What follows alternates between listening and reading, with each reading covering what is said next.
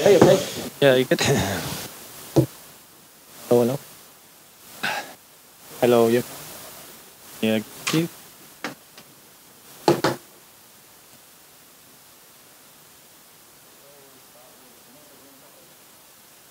Hi, Michael, you okay? Hello, you okay? Yep. Great start on Wednesday night. First of all, do you expect to be in charge on Sunday again? And what have you been told by the club? Yeah, so we've had I've been clear communication every day with Victor, and I expect to be charged. It is a quick turnaround, so will it be the same approach to this game on Sunday, or do you expect it to become maybe more of a tactical battle, given the fact that you're playing each other so quickly? Yeah, it's a bit of an unusual situation playing back-to-back games, but like before, there may be one and two tweaks, but nothing we can change majorly with the time we have for players. They're in a 7-game week. They're in a three game over 7 days, so it's about recovery and regeneration. But if we can get some work done in terms as well tomorrow, bit of shape, yeah. How have the players responded to you and your team over the course of the last few days, and how special will it be for you on Sunday to lead this team out at a packed Elland Road in such a high-profile game? The players are amazing. They're a good group of players to work with. You know, they're hard-working, they're honest, they've responded really well.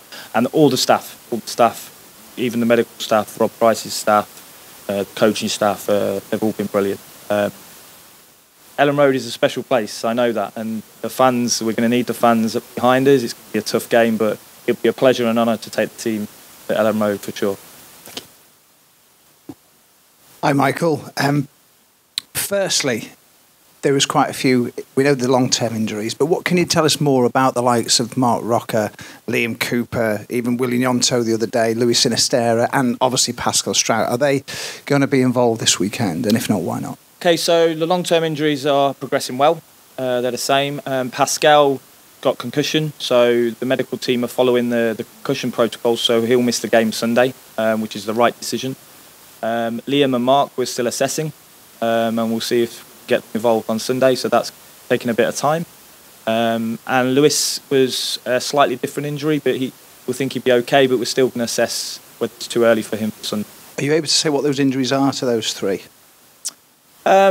Just some, slight muscle injuries, really. So for me, it's about protecting players first and foremost. So we don't want to take any risk with any players. This is a long season, and we need to look after them. Okay.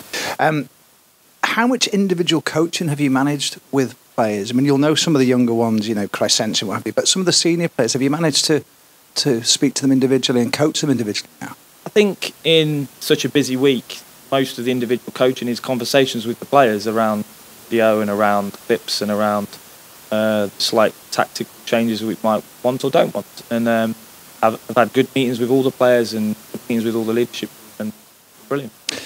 What's your footballing philosophy then, Michael? I mean, I know you're not going to make wholesale changes, but obviously you've got your ideas how the game should be played, and how are you getting those across and what are? I enjoy winning, enjoy scoring goals. Hopefully you can see that, and to brave and to be aggressive, take the game to the opposition, and without giving too much tactical philosophy away at them. I think see that. Which players have responded really well to you, would you say, senior players, and helped you? All of them. All of them are helping. All of them. What's really good is all the senior players are helping younger players. These times have changed. Some of the senior players have gone through this before, and it helps the younger players to be calm and relaxed and deal with change as well. So it's all about we in this moment. You always come across as a humble guy, Michael, but have you had to be a bit more forceful and adapt some of your personality at all to deal with what is obviously a pressure situation at the moment? Depends what you mean by forceful. If that means making strong decisions, then I have no problem with that. Being calm and polite with senior players to make strong decisions. I'm a strong decision maker. So shouting and being aggressive, I don't think it's that appropriate. It's more about strong decisions at the right time. Erik ten Hag was furious with the start to both halves. It probably isn't going to be the same on Sunday. How prepared are you for a bit of a different game, or certainly approach maybe from Manchester United? I got the staff in after the game and said it was really, really good game. It did well, club should be proud, fans should be proud, but still 1 point. This is another chance to try and get points for the club.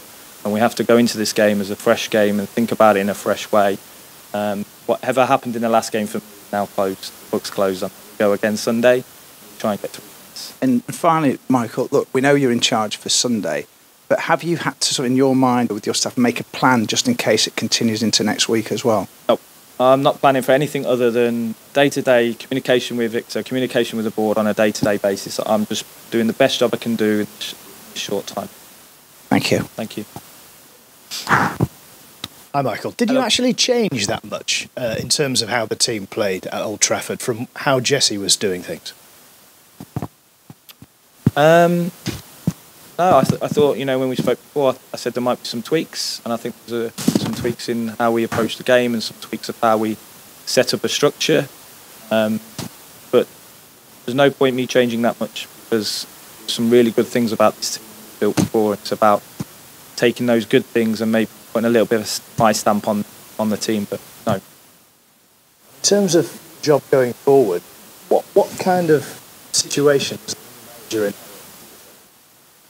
A good group, a good staff group, a good club.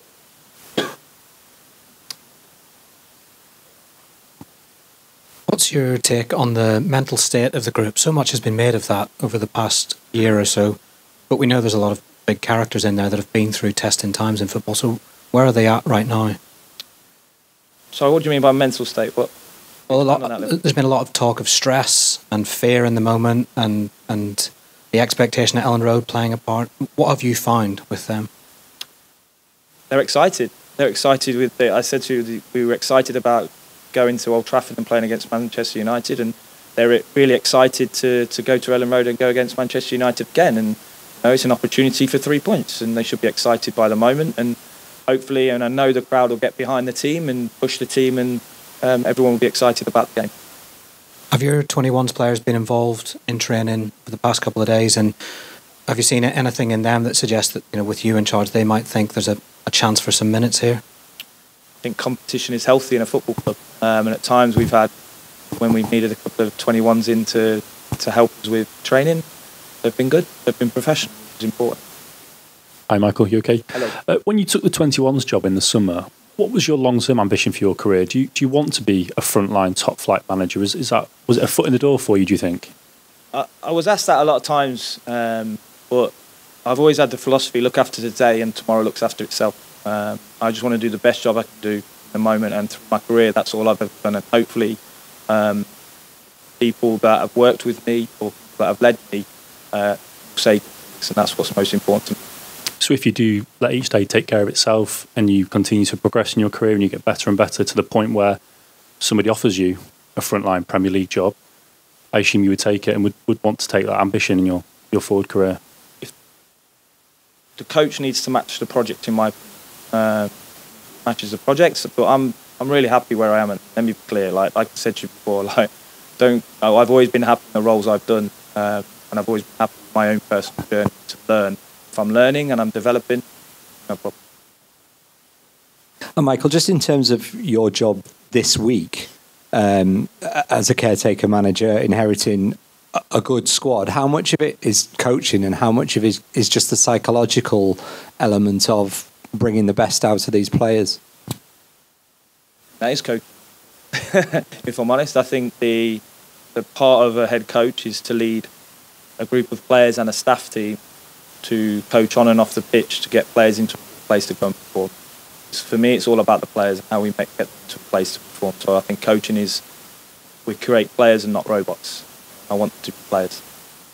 And you've touched on it slightly, but this challenge of playing a team twice in half a week, when you've had a plan that's worked very well for you in midweek, is there a temptation just to change it to pose them different questions or to broadly go along the same lines?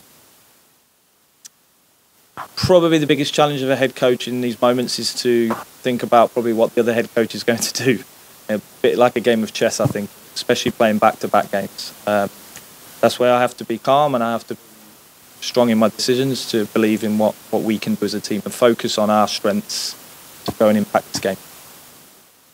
Hi, Michael. Hello. Individually, did you have to prepare yourself mentally for Wednesday night? And I guess the exposure of suddenly being on that touchline in front of a crowd like that. I think everyone's asked me that, but I think I'm preparing for 20 years. Coaching's coaching. I didn't take any other angle to it. That if I set the team up, if the team could go and perform, that was my priority. Have you enjoyed the exposure? Loved it. Is that allowed? It absolutely is.